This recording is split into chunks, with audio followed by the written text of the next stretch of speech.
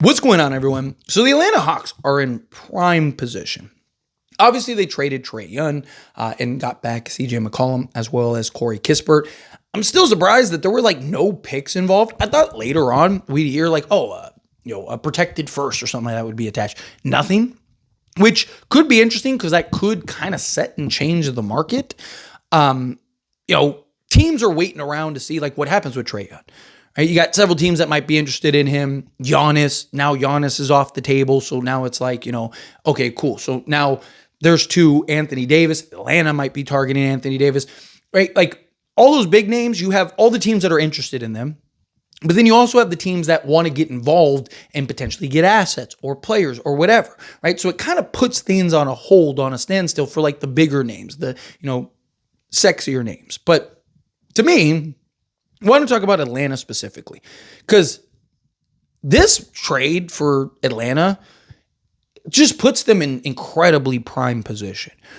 They already were good without TRAE. I mean, they were so bad, couldn't win a game with TRAE bad. Now you're in a position where you kind of addition by subtraction type thing. I also think with CJ McCollum and Corey Kispert, I think it makes them better because CJ McCollum especially does several things for them. One, he gives them an initiator and a guy that can handle the basketball and get them into their actions, get them into their sets. He's also a guy that's not going to take away. We've seen TRAE doesn't work with the secondary ball handler. They tried to do that with DeJounte Murray. It didn't work. Trying to do that with Jalen Johnson. It just doesn't work, right? So now that you have a guy in CJ McCollum who isn't going to take away from Jalen, isn't going to take away from any of these guys, he's going to be able to, bring the ball up, initiate, get it to your star player, and then play off of him. Be that catch and shoot, be a shooter, be a guy that will get you 20 a night. He's a guy that is he's all reliable, Mr. Consistent, right? So he gives you that. He's also bigger and better defensively than TRAE, not by a lot, but better. And Atlanta has the athleticism and defense and versatility and all that stuff to kind of mask CJ McCollum, which is, again, beneficial. And that's not to mention CJ McCollum, his locker room presence, him being a veteran and a leader. Atlanta, when and if they get to the playoffs, which I do think they will be, right? His experience is going to go a long way for that team. His ability to kind of say, hey, I've been here. I've been in these moments. I've been in these situations, right? Let's take an exhale. It's just another game type thing. I think that's really beneficial for a young Atlanta Hawks team. Right. So CJ McCollum does wonders for that team. You also add in Corey Kispert, who gives them another great shooter, right? Sharpshooter, 3-and-D style guy, not too D pause, but definitely the shooting. And look, we've seen Washington has this trend of trading guys and they get better where they end up going, unless you're the Lakers and Russell Westbrook, of course. But that in and of itself could help Atlanta again. So I think Atlanta's going to be better this season. Also, Spurs own Atlanta's pick swap this season, and they own their pick next season. So now it puts kind of Atlanta in a position to where they can kind of justify that a little better. But not only are they going to be primed and ready to make pushes and moves in the offseason to upgrade this roster and make it even better, they also have the Pelicans pick, which, that could be the number one pick in the draft. So they could draft the replacement for TRAE Young, or they could use that in the offseason to go make a big splash and trade. Giannis Antetokounmpo is off the table right now. What if he's not in the offseason? And you have potentially the number one pick in the draft that is a very good, talented, deep draft that you could package to a team like Milwaukee and go hey, here you go. And now pair Giannis on that young, athletic, versatile, defensive team. Shooting would kind of be a concern, but they'd be fun, I'll tell you that. Right? Or, again, go turn that into another player or another piece or some other star or point guard or whatever.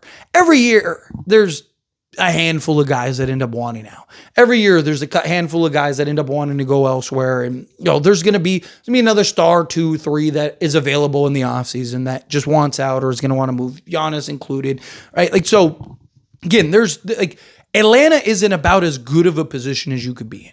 You have an excellent pick that you can leverage now and either keep and draft that guy for now in the future and just get better in that regard, or package that to go get the ideal scenario, the ideal piece to pair alongside your young star and all that stuff, and have the flexibility in the offseason and bring in some more guys and do some things. Like, if you're Atlanta, you are in as good of a position as possible. Also, you have the ability right now, if you want to, go trade for Anthony Davis, which Atlanta is apparently the most active and aggressive team in trying to trade for Anthony Davis. So not only could you have all those things and still also go get Anthony Davis, to where now you're that much better, on top of, oh yeah, we can also add in another guy and go make a push not only this season, but then if it doesn't work out this season, really go make a push next season. I mean, if you're not high on Atlanta right now, I don't know what to tell you, right? In a Eastern Conference that is wide open, right? Again, I think they need to, like, if they get Anthony Davis this season, I think they can make things interesting. I still don't necessarily think that they would win this season. Again, CJ McCollum, I think, is really going to help a lot for that team. Don't underestimate that acquisition.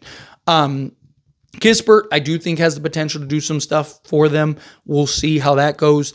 They really wanted Kispert, but if they can end up landing an Anthony Davis, I think things could kind of get a little interesting for Atlanta. But really, it's the offseason and into next season where I wouldn't be surprised if they're one of the best teams, if not the best team in the Eastern Conference. You're gonna have all these young guys taking another leap, having another year under their belt. You're gonna have Jalen Johnson having a kind of just about a full year of being the guy on this team and kind of settling into his role and building his confidence, putting himself in the position to then transition into taking and continue to make those strides into superstardom, next season. And then again, you could potentially go get a Giannis or something. I mean, Atlanta's in prime position to really, really just again be one of those top teams in the league again. Right. And don't be shocked if they go on a pretty decent. The East is wide open, right? Wide open. Right? Like, don't be shocked if we look up and Atlanta's in the conference finals or something like that. Right? Like, again, I don't really necessarily think so. It's not something I would bet on. If they were in the West, I'd be like, no shot. But like in the East, they get the right matchups. Kind of dominoes fall their way. If they can they got to get out of the play-in. But if they can get out of the play-in, which I do think that they can, if they can get out of the play-in, go get a guy like Anthony Davis, I think that they could make some noise. I think that they could climb the standings here a little bit. And like I said, you get the right matchups, you get put in the right position. They're a young, athletic team that kind of just like, hey, we have nothing to lose type thing. We've seen that. And we saw TRAE do it a couple years ago. I'd be shocked if they do it again. But anyway, as always, this is a discussion. I pass the question to you. Let me know your thoughts and opinions down in the comments. That being said, if you haven't liked this video, hit that like button. Helps me out. So we enjoy these types of videos, and I truly appreciate it. Not subscribe channel, hit that subscribe button. Turn on the bell notifications. Appreciate y'all. See you in the next one. Thank you.